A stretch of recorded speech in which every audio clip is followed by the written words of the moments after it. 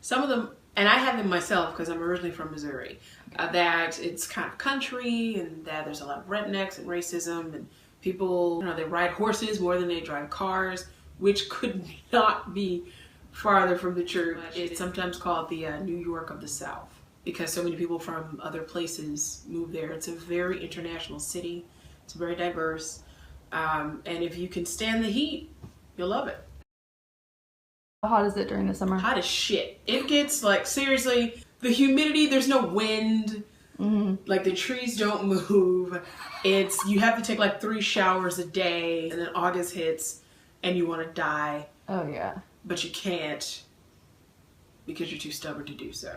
What Texas calls winter, well, Houston anyway, I think it has maybe snowed maybe twice, 3 times since I've been there. But by snow, it's just like a light dusting. And they shut the schools down. They shut the banks down. City Hall is closed. I'm a stand-up comedian.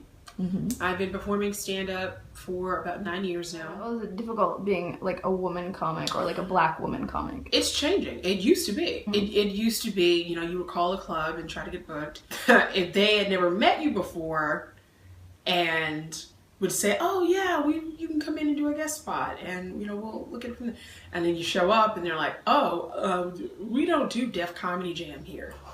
We don't book BET Comic View. This was years ago, but that really, it'll take the wind out of your sails. You have to be a bit of a glut for punishment and a little crazy, to actively put your heart and soul into something only for someone to reject you. Rumor has it, there's a lot of, ask women to, sexual favors or whatever in exchange for stage time.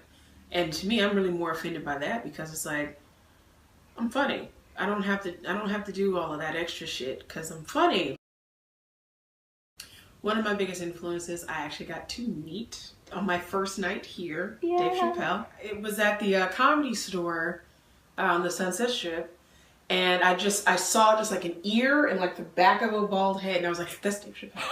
And he had these 2 big like Bluetooth speakers, just walking around, and he was playing music from his phone, cigarette hanging out his mouth, got a beer tucked under his arm. And I was like, holy shit, I'm like standing like next to the person who influenced me to get into comedy. Yeah, at one point he was playing Prince's Erotic City and we were kind of like lip syncing, making eye contact, and I was like, this is amazing. He was one of the first comedians I ever saw perform stand-up that, as an African American, actually made me feel like, okay, maybe I stand a shot at this. There's a lot of, misconceptions that Black comedy, which is changing, by the way. A lot of it was kind of entangled with Def Comedy Jam or BET's Comic View, which some bookers perceived to be vulgar. Dave Chappelle was the first comic that kind of had a really good mix of storytelling and, a couple of shit and dick jokes, but every comic has to have that. He seems very approachable and very authentic, and I like that. I'm not very raunchy or vulgar. I mean, I have a few jokes where, it can be a little blue, but for the most part, it's very like personal, observational, very dry, very sarcastic humor.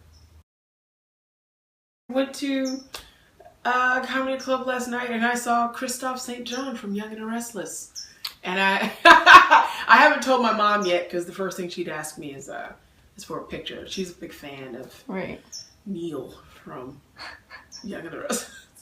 I do not know who that is. Is that it could always be better. It could I mean, if you really think about any situation anywhere, yeah, it could always be worse. But it could always be better.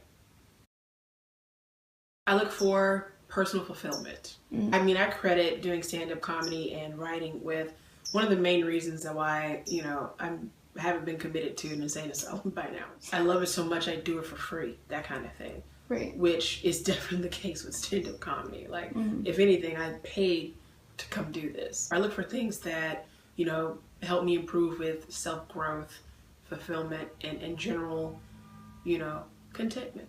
Like, I want to be fat and wrinkly and do stand-up and leave me alone. That's okay.